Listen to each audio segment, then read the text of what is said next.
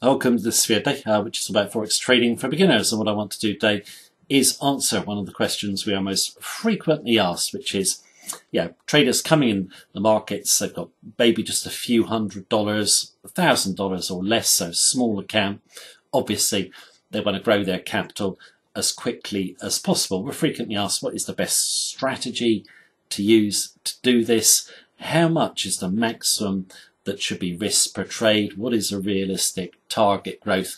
And a good few other questions as well. Now, in terms of making money on a small trading account, I'm just going to give you a quick summary of my favourite strategy and some of the techniques I think work well with the strategy to help you maximise the risk reward. Now, what I'm going to do to show them on a quick storyboard, they'll only take about a minute and a half, then I'll discuss everything in more detail. But here's the summary, and I'll be back in a moment.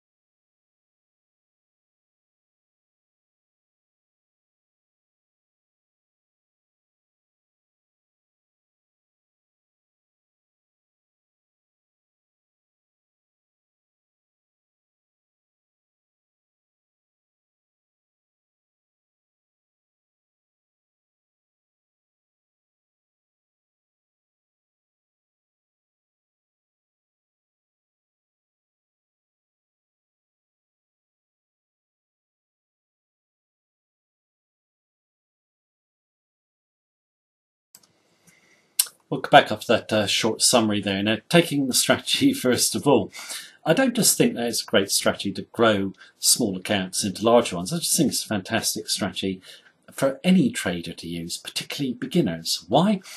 Because it's so easy to learn, have confidence in the logic as well, which is timeless. Now, in terms of a swing trading strategy based on the principles of reversion to a mean price, there are full videos on this on our channel. Just search the channel. But what it really is, I mean, the concept is simple.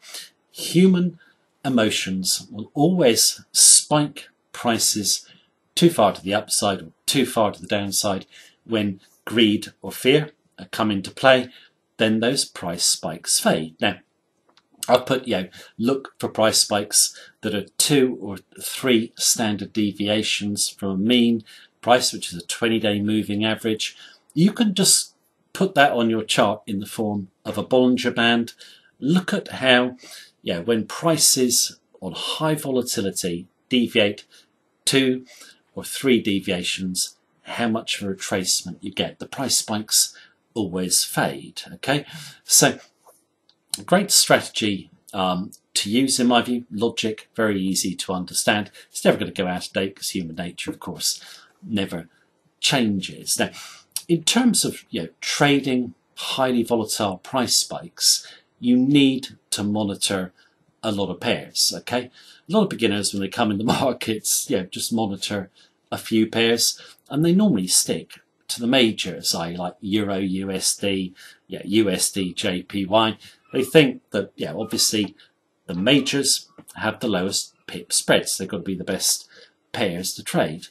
That isn't so, actually. What you want to do is trade the pair with the best profit potential. Now, in terms of this strategy, you're looking for highly volatile price moves away from a mean price. So let's say the euro is not too volatile.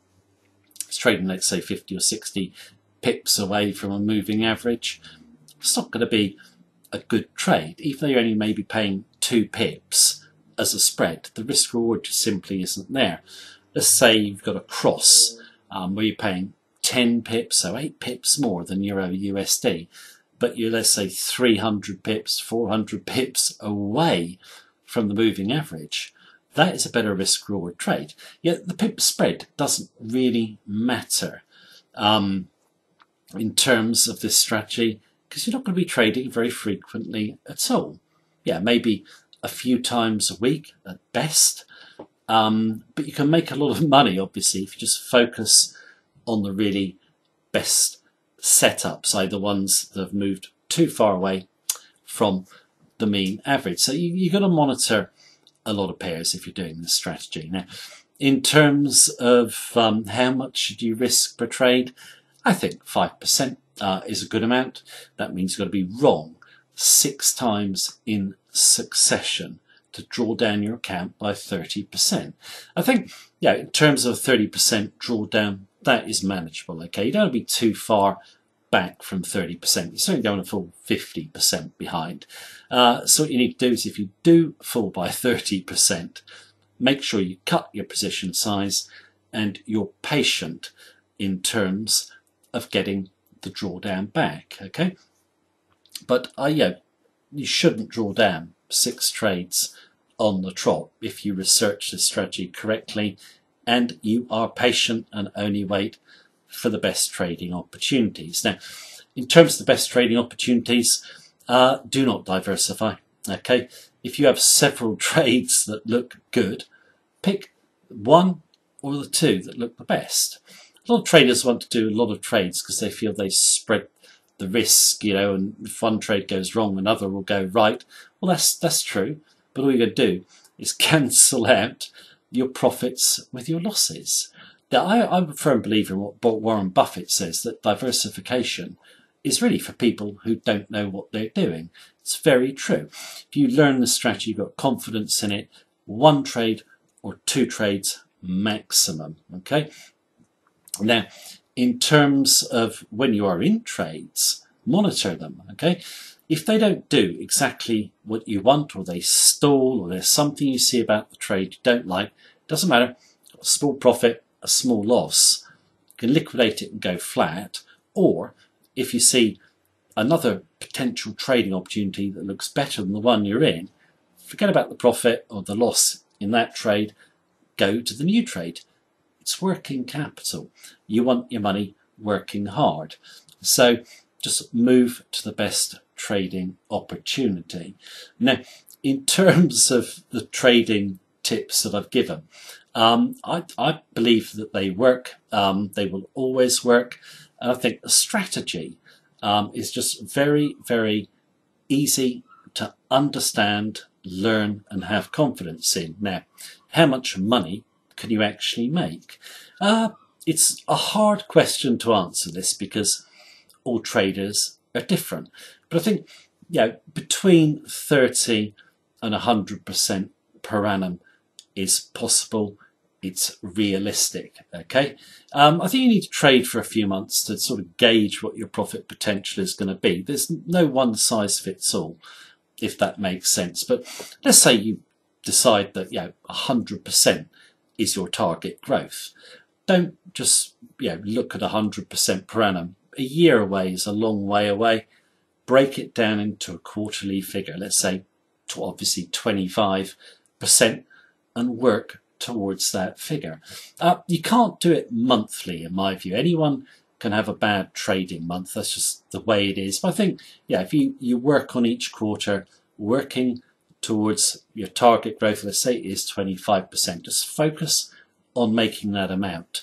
That'll keep you very disciplined as well in going for your objective. So they will be my sort of tips on growing a small account without undue risk, like maximizing the risk to reward.